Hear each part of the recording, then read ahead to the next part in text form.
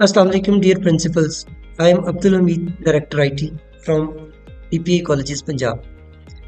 Dear principals, आपके colleges में जो कॉलेज टीचिंग इंटर्नीस काम कर रहे हैं CTIs, उनकी एवेल्यूएशन अब आपके HEP पोर्टल में लाइव कर दी गई है। आप लोग अब HEP पोर्टल ओपन करके अपने तमाम CTIs जिन्होंने आपके कॉलेज को ज्वाइन किया हुआ है उनकी एवेल्यूएशन अपलोड कर सकते हैं।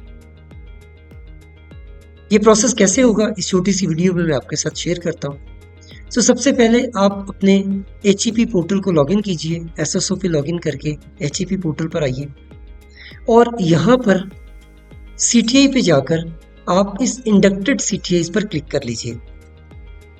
इंडक्टेड CTI में आपको तमाम CTIs की लिस्ट नजर आएगी जिन्होंने ज्वाइन किया होगा, जो आपके इंस्टीट्यूट को लेफ्ट कर चुके होंगे या जिन्होंने रिजाइन कर दिया होगा। ये सब यहाँ पर नजर आ रहे होंगे। अगर आपने किसी को टर्मिनेट किया है तो वो भी आपको नजर आ रहा होगा। इसमें से आप किसी भी एक CTI का रिकॉर्ड अगर आप देखते हैं तो आपको इसके एंड पर एक एक्शन बटन नजर आता है। इस एक्शन बटन में आपको एक प्लस का साइन जो पहले नहीं था अब नजर आ रहा होगा। इस पर आप कर्सर लेकर जाएंगे तो आपको ऐड एवेल्यूएशन का ऑप्शन मिल जाएगा। जब आप इस पर क्लिक करेंगे तो सबसे ऊपर आपको उसकी थोड़ी सी डिटेल नजर आएगी अपने CTI की, और उसके नीचे ये पूरा फॉर्म आपके सामने खुला होगा जिसमें अटेंडेंस एंड डिसिप्लिन की डोमेन होगी, टीचिंग लोड होगा, प्लानिंग एंड प्रिपरेशन होगा, असेसमेंट एंड इवैल्यूएशन होगा, स्टूडेंट प्रोग्रेस एंड रिकॉर्ड है, स्टूडेंट सपोर्ट एंड डेवलपमेंट है। इसमें अगर आप ये देखते हैं कि अटेंडेंस है परसेंटेज, तो आपने उसकी जो प्रीवियस मंथ तक की अटेंडेंस है, मीन अभी तो आपका मार्च चल रहा है, फरवरी तक की जो अटेंडेंस है उसकी कंसोलिडेट करके आप इसमें लगा दीजिए। जैसे आप कहते हैं कि जिसकी अटेंडेंस परसेंटेज 90% रही है, तो 90% जैसे ही आप लिखेंगे इसका वेट और इसका ऑटो स्कोर खुद ब खुद कैलकुलेट हो जाएगा और आपको ये कैलकुलेट करके बता देगा। अगर इसकी अटेंडेंस आप 80% लिखते हैं तो उसका कैलकुलेटेड स्कोर जो है वो खुद ब खुद कम हो जाएगा। इसी तरह अगर इसकी अटेंडेंस 60% हुई तो देखें इसको कोई मार्क्स नहीं मिलेंगे। ये वही परफॉर्मा है जो पहले आपको शेयर कर दिया गया था।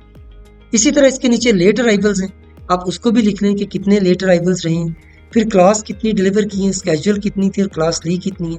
जैसे आप कहते हैं कि जब से अभी तक ये आए हैं CTIs आपके पास, इनकी फर्ज कर लेते हैं 98 क्लासेस स्केड्यूल थी और इसकी क्लास ली कितनी है इसने, आप कहते हैं जी कि 88 क्लासेस इसने ली थी, तो इसकी बेस पर इनको मार्क्स ऑटोमेटिकली कैलकुलेट हो जाएंगे। इसी तरह लेसन प्लान कितने थे इन 98 डेज में, फर्ज करें कि 70 लेसन प्लान थे और इन्होंने जो लेसन डिलीवर किए हैं वो डिलीवर किए हैं 68। अगेन इसी तरह इनको यहाँ पे मार्क्स मिल जाएंगे।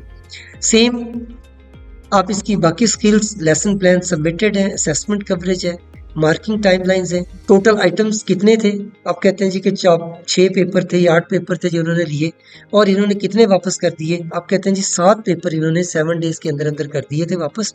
इस तरह से ये कैलकुलेशंस हो जाएगी।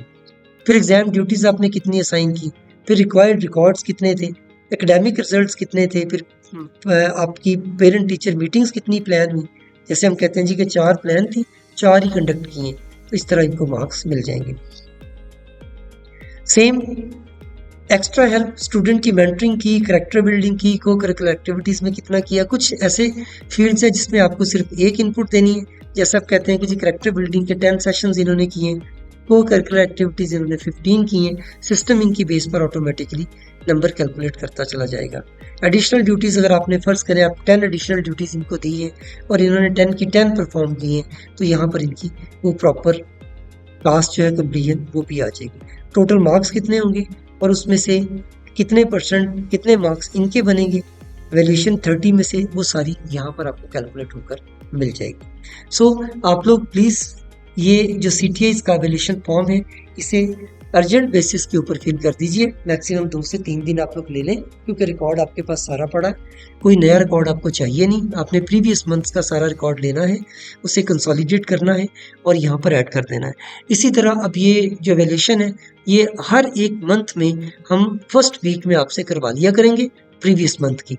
यानी जैसे ये अप्रैल स्टार्ट होगा तो पहले वीक में आपने मार्च की कर देनी है, जब आपका मई स्टार्ट होगा तो आपने उसके फर्स्ट वीक में अप्रैल की वैल्यूएशन जो है वो ऐड कर देनी है। बहुत शुक्रिया, अल्लाह हाफिज़।